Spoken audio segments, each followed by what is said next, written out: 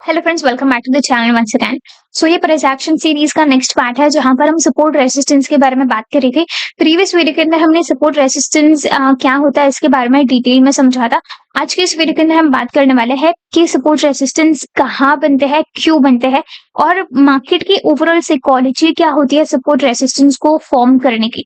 सो चलिए let's get started. लेकिन इससे भी पहले अगर आप चैनल पर नए हैं तो फटाफट से सब्सक्राइब कर दीजिए। लर्निंग ग्रुप में ज्वाइन करना ना भूलिए। प्रोसेस काफी सिंपल है। नीचे डेल्टा एक्सचेंज की जो लिंक दी गई है डिस्क्रिप्शन बॉक्स में, उसके ऊपर क्लिक करके आपको अकाउंट क्रिएट कर लेना और फिर आपको यूजर आईडी जो मिलेगा उसको मैं शेयर कर देना व्हाट्सएप पर, ताकि लर्निंग ग्रुप का आपको फ्री ऑफ कॉस्ट एक्सेस मिल जाए, जहां पर हम डिटेल में आपको सारी ट्रांजैक्शन के सीरीज साथ ही अपकमिंग जो भी सारी कॉन्सेप्ट होंगे वो डिटेल में मैं आपको वहां पर प्रोवाइड करने की कोशिश करूंगी फ्री ऑफ कॉस्ट।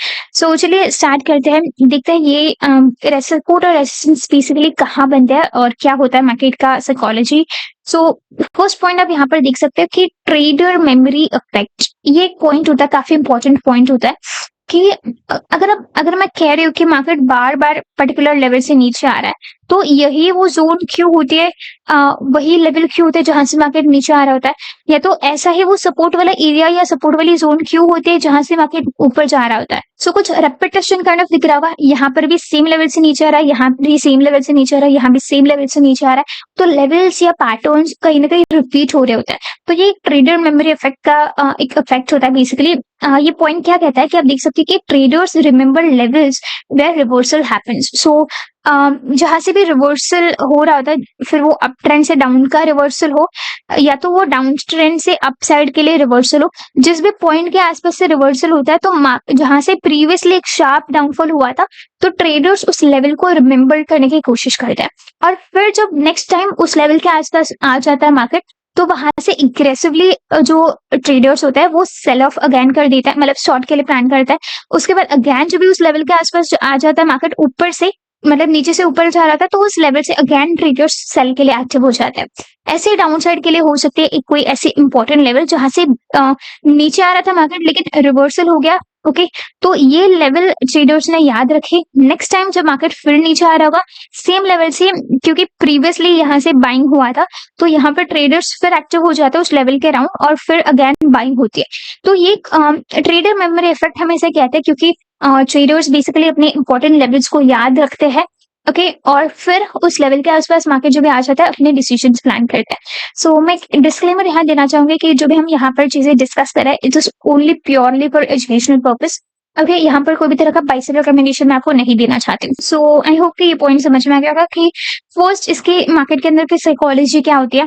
सो ये बात हमने अच्छे से डिस्कस कर ली। सेकंड पॉइंट हो सकता है कि इंस्टीट्यूशनल ऑर्डर्स, मतलब जो बहुत ही बड़े अमाउंट से जो बहुत बड़े प्लेयर्स होता है, इंस्टीट्यूशन जो ऑर्डर्स लगे होता है वो काफी बड़ी बल्क में लगे होते हैं, राइट। एक रिटेल ट्रेडर, मतलब एक छोटा मोटा जो ट्रेडर होता है, नॉर्मल इंसान, वो इतने बड़ी हैवी अमाउंट से पर्टिकुलर लेवल्स पर बाय सेल नहीं करता, ठीक है। वो छोटे अमाउंट से, छोटे क्वांटिटी से हम यूजुअली बाय सेल करते हैं, लेकिन जो भी इंस्टीट्यूशनल ऑर्डर्स लगे होते हैं या तो जो भी बड़े प्लेयर्स ऑर्डर्स प्लेस करते हैं, मतलब एक बड़े अमाउंट से, तो वो एक बल्क ऑर्डर प्लेस होते हैं बहुत ही हैवी क्वांटिटी से, तो वहां भी मतलब सडन मार्केट रिएक्ट करता है उस लेवल के अराउंड। जैसे अगर मार्केट नीचे आना चाहता है लेकिन इस पर्टिकुलर प्राइस के अराउंड, सपोज कोई भी प्राइस हो सकते हैं, यहाँ पर अगर कोई किसी ने बहुत ही हैवी क्वांटिटी से अगर बाय कर लिया, तो उस लेवल से मार्केट को एक अपमूव, एक पुश मिल जाता है अपसाइड के लिए।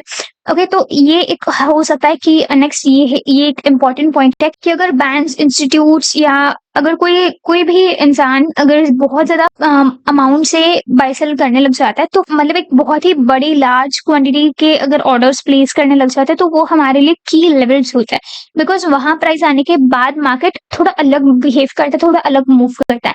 तो ये होता है कि नेक्स्ट कॉन्सेप्ट, आई होप कि ये भी समझा होगा।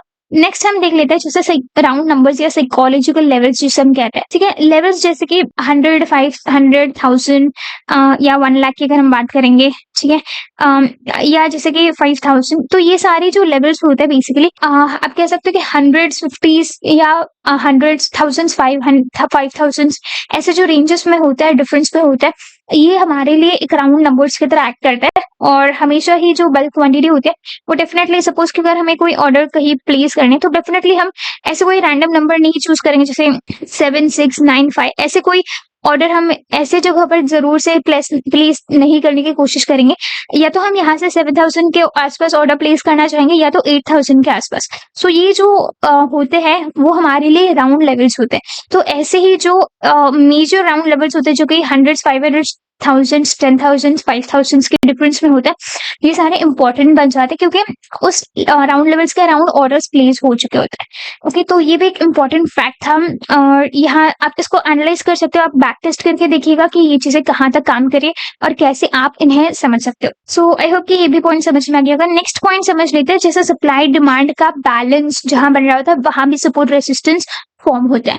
जैसे कि बहुत सारी जो बायर्स है वो सपोर्ट एरिया के आसपास आता है और सेलर्स जो है वो रेसिस्टेंस एरिया के आसपास होता है। सो बेसिकली जहां भी बायर्स और सेलर्स की यूजुअल नॉर्मल सी जो एक्टिविटी, अगर हम पैटर्न उनका अगर रिपीट जो हो रहा है अगर वो आइडेंटिफाई कर पाए, तो भी हम एक सप्लाई डिमांड जोन और सपोर्ट रेसिस्टेंस का जो एरिया है वो कहीं ना कहीं आइडेंटिफाई करना स्टार्ट कर सकते हैं। सो आई होप कि एक बेसिक अंडरस्टैंडिंग आपको मिल गई होगी। और भी कुछ पॉइंट्स होता है जो हम अपकमिंग सीरीज में जब भी जैसे हम वीडियो अपलोड करेंगे जहां भी टॉपिक होगा वहां पर हम डिस्कस करेंगे ये और कौन-कौन से फैक्टर्स होते हैं जो कि अफेक्ट करता है सपोर्ट रेजिस्टेंस के लेवल्स को, और कैसे फॉल्स या पीक सपोर्ट रेजिस्टेंस को हम कैसे आइडेंटिफाई करके इग्नोर करेंगे और कैसे हम वैलिड सपोर्ट रेजिस्टेंस को आइडेंटिफाई करना सीखेंगे। ये हम नेक्स्ट अपकमिंग वीडियोस के अंदर देख लेंगे। सो अब तक अगर आप इस वीडियो को देखते आ रहे हो और अगर आप एक्साइटेड हो नेक्स्ट पार्ट के लिए, सो जरूर से नेक्स्ट लिख दीजिएगा चैट सेक्शन में, ताकि मुझे पता चल जाए कि एंड तक वीडियो कौन कौन देख रहा है और कौन कौन एक्साइटेड है नेक्स्ट अपकमिंग पार्ट के लिए। सो बने रहिए, चैनल के साथ सब्सक्राइब करके रख दीजिए, लर्निंग ग्रुप ज्वाइन करना ना भूलिए। कोई भी डाउट है तो आप कमेंट प्लस व्हाट्सएप कर सकते हो। मिलते हैं नेक्स्ट वीडियो में। Till then keep trading and keep making profits. Thank you.